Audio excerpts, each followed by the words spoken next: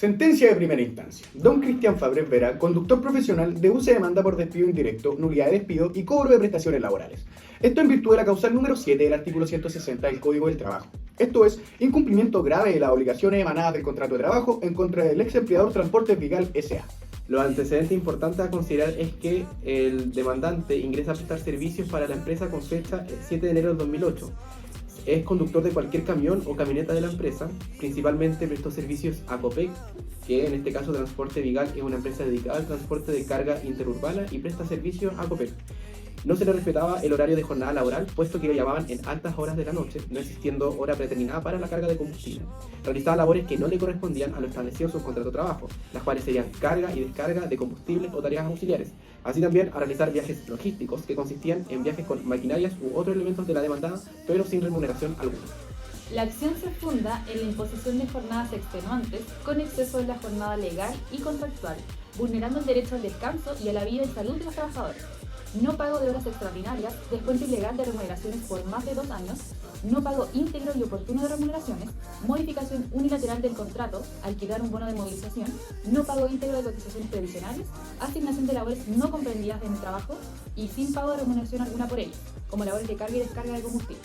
Sostiene la parte demandante que los incumplimientos en que incurrió su empleador son de carácter grave, por cuanto se afecta principalmente uno de los elementos esenciales de la relación laboral, cuál es el pago de las remuneraciones por los servicios prestados bajo el vínculo de subordinación y dependencia, infringiendo directamente el artículo 7 del Código del Trabajo, ya que no se remuneraba por servicios que prestaba y que se encontraban fuera de su labor de conductor. Por otra parte, demanda por nulidad del despido, por haber infringido su ex empleador las normas contenidas en el artículo 162, inciso quinto y séptimo del Código del Trabajo, al no enterar de forma íntegra sus cotizaciones previsionales. Respecto a las pretensiones demandadas, en primer lugar está la indemnización por años de servicio, ya recargada en un 50% establecido en el artículo 171 del Código del Trabajo, llegando a la suma de 17.891.004 pesos. En segundo lugar, la indemnización contemplada en el artículo 172, inciso cuarto del Código del Trabajo, por la cantidad de 1.490.917 pesos. En tercer lugar, los feriados legales, anuales, proporcionales y progresivos adeudados a la fecha del término de la relación laboral. En total se demandan 32,33 días de vacaciones, equivalentes a 48,33 días de remuneración, que equivale a 1.887.859 pesos o la suma que estime conveniente su señoría. En cuarto lugar, las remuneraciones no pagadas por la cantidad de 1.760.150 pesos.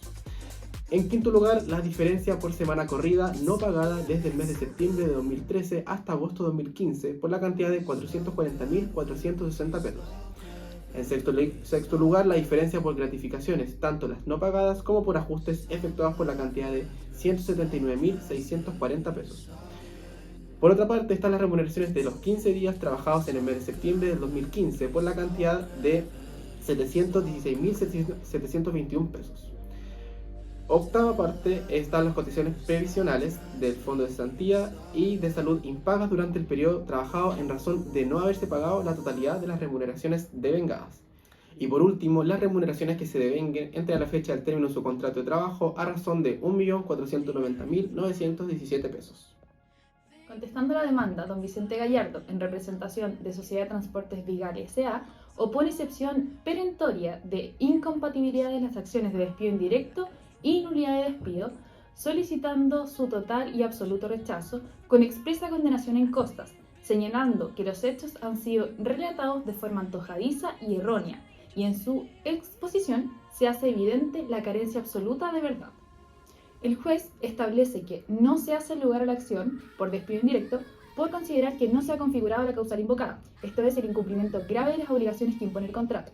Ello porque los incumplimientos relativos a ajuste de sueldo base, no pago íntegro de semana corrida y diferencia de cotizaciones en razón de pago incompleto de remuneraciones derivan de la aplicación incorrecta de la Ley 20.281, es decir, se trata de un incumplimiento legal, mas no contractual,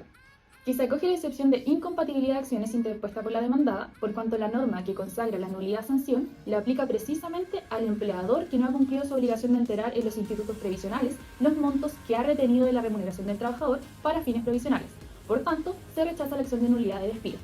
Y finalmente, se acoge la demanda por cobro de prestaciones y se ordena a la demandada a pagar determinados montos por concepto de saldo de feriado anual, feriado proporcional y progresivo, descuentos para ajuste de sueldo base de septiembre de 2013 a agosto de 2015, diferencia en el cálculo de la semana corrida por igual periodo, diferencia en tiempos de espera de julio de 2014 a septiembre de 2015, diferencia de gratificaciones y remuneración de 15 días de septiembre de 2015. Y finalmente, que cada parte se hará cargo de sus costos.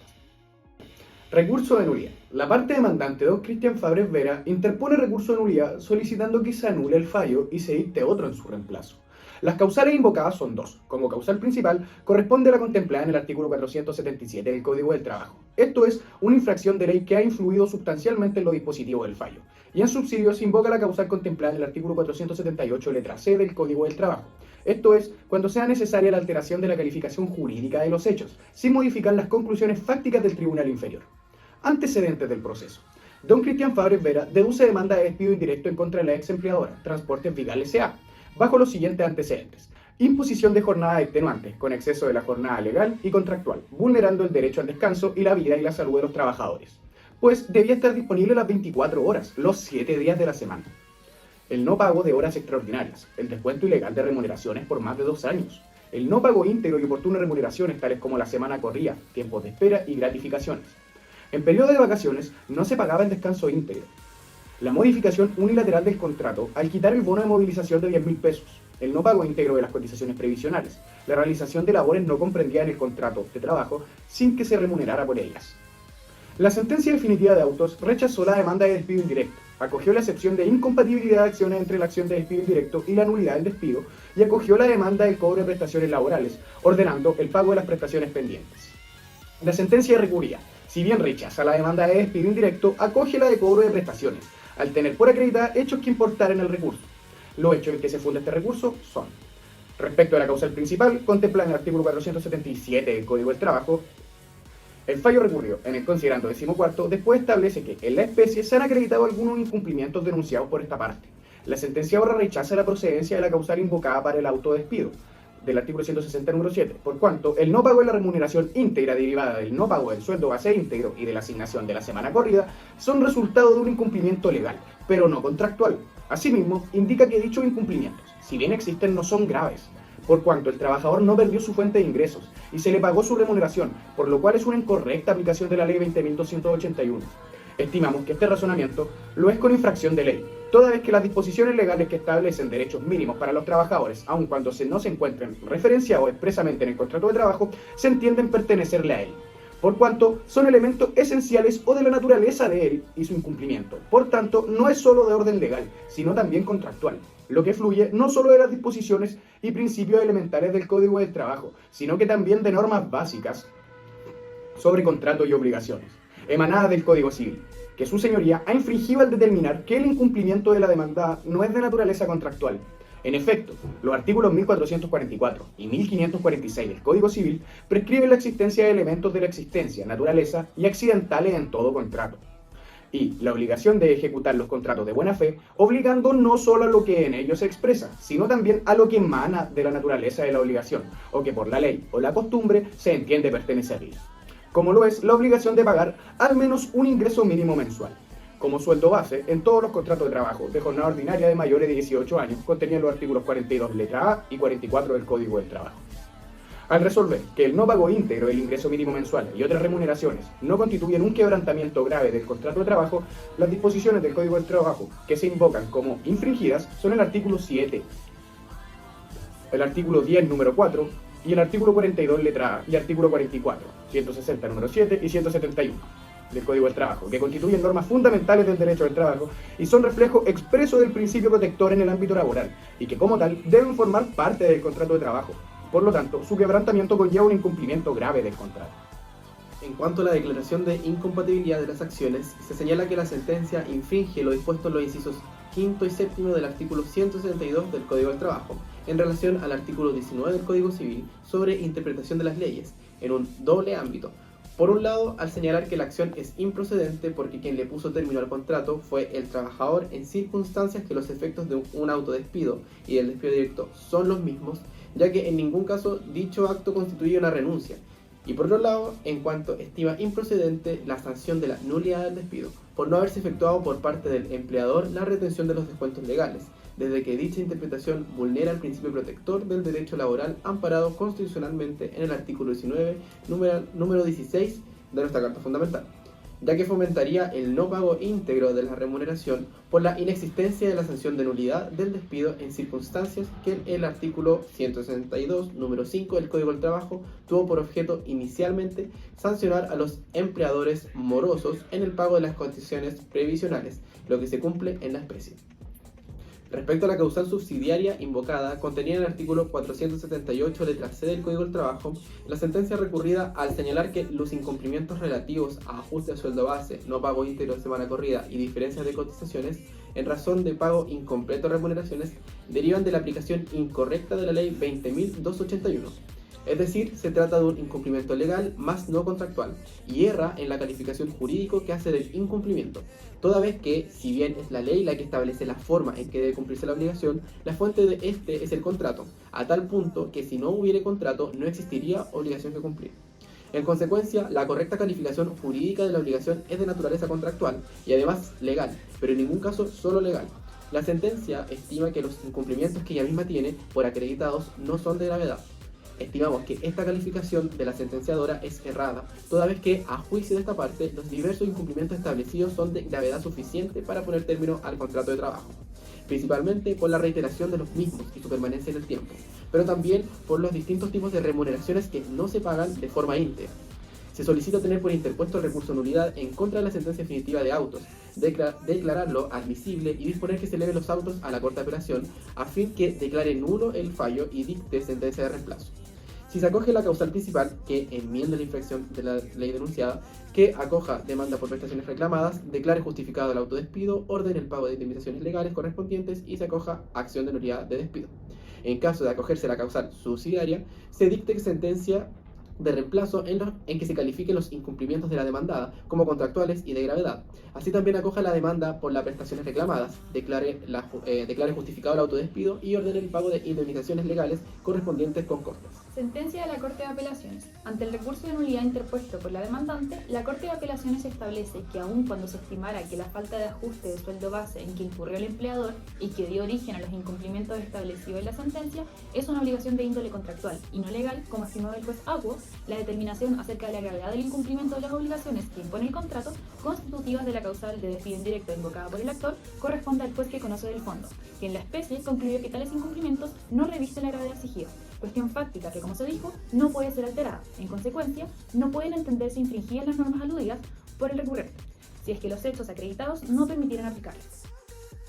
En la sentencia recurrida se acoge la excepción de incompatibilidad de acciones opuestas por la demandada, rechazando en consecuencia la acción de nulidad del despido, decisión que se funda en el artículo 162, inciso 5 del Código de Trabajo, que consagra la nulidad sanción. La aplica precisamente al empleador que no ha cumplido su obligación de enterar en los institutos previsionales los montos que ha retenido de la remuneración del trabajador para fines previsionales. Y en estos autos ha sido el trabajador quien ha decidido poner término a su contrato, y a mayor ahondamiento resulta preciso mencionar que el empleador no retuvo los montos que por diferencia de cotizaciones se han demandado. Además, se señala que la jurisprudencia ha sido fluctuante respecto a la compatibilidad o incompatibilidad de ambas acciones, por lo que mal puede entenderse que hay infracción de ley en la interpretación que la juez de primera instancia ha dado a dicha solicitud, en cuanto estima que no habiéndose acreditado la causal de autodespido de incumplimiento grave de obligaciones contenidas en el contrato, debe concluirse, conforme dispone el artículo 171 del Código de Trabajo, que el término de dicho contrato se produjo por renuncia voluntaria del trabajador, no pudiendo en consecuencia aplicarse una sanción legal prevista para aquel empleador que despide al trabajador sin enterar cotizaciones previsionales en los respectivos institutos. En cuanto a la causal subsidiaria, a la luz de los argumentos esgrimidos por la demandada en su recurso, es evidente que no concurre el primer requisito de procedencia de la causal invocada, esto es, la necesidad de alterar la calificación jurídica de los hechos, toda vez que la proposición fáctica establecida en la sentencia y transcrita en los considerandos anteriores de este fallo se ajusta a los presupuestos contemplados de las disposiciones legales aplicadas por la sentenciadora,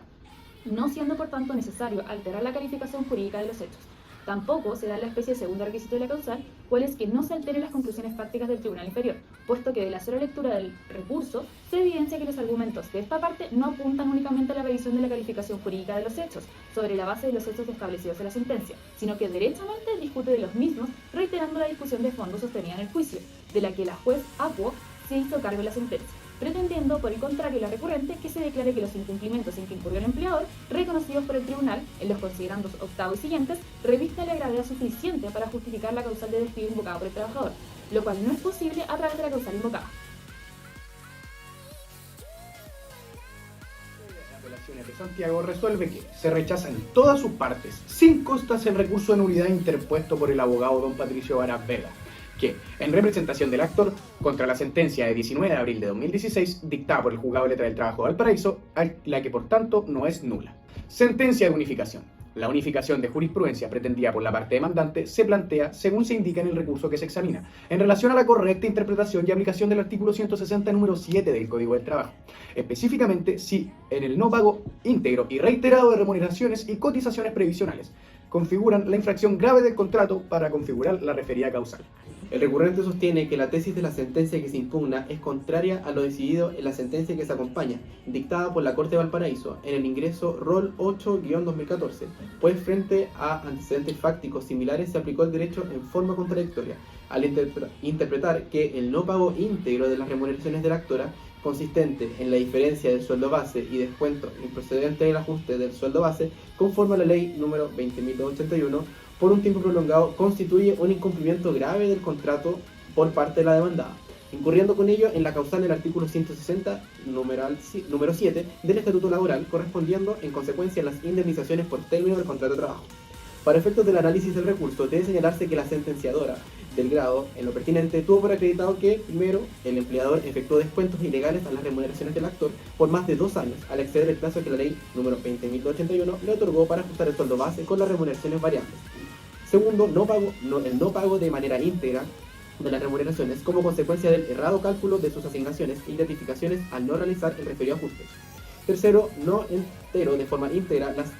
condiciones previsionales debido al errado cálculo de sus remuneraciones antes anotado. Por otro lado, no se demostró que el actor fue sometido a jornadas de trabajo extenuantes en exceso de la jornada legal y contractual. Siguiente punto, tampoco que el empleador no pagó oportunamente las horas extraordinarias y las remuneraciones como el periodo íntegro de descanso en las vacaciones, ni que excluyó unilateralmente el bono de movilización. Añade que, si bien es cierto que se pagó incorrectamente el sueldo base, la semana corrida y los tiempos de espera y gratificaciones no implica haber privado al trabajador de su fuente de ingreso, pues recibió las remuneraciones todos los meses y, al realizarse su cálculo incorrectamente, se le adeudan diferencias. Esta circunstancia no reviste carácter de grave por lo ya expuesto. La Corte Suprema resuelve que se rechaza el recurso de unificación de jurisprudencia interpuesto por la demandante, puesto que del examen de la sentencia de contraste ya individualizada se advierte que carece de un pronunciamiento jurídico relativo a la materia propuesta por el recurrente, pues no obstante que sus presupuestos fácticos son similares a los de que se impugna, omite toda consideración en cuanto al fondo del asunto, pues el recurso de nulidad planteado en contra de la sentencia de base fue desechado por razones de carácter formal, careciendo por tanto de un pronunciamiento sobre la materia de derecho en que se apoya el presente arbitrio de unificación de jurisprudencia.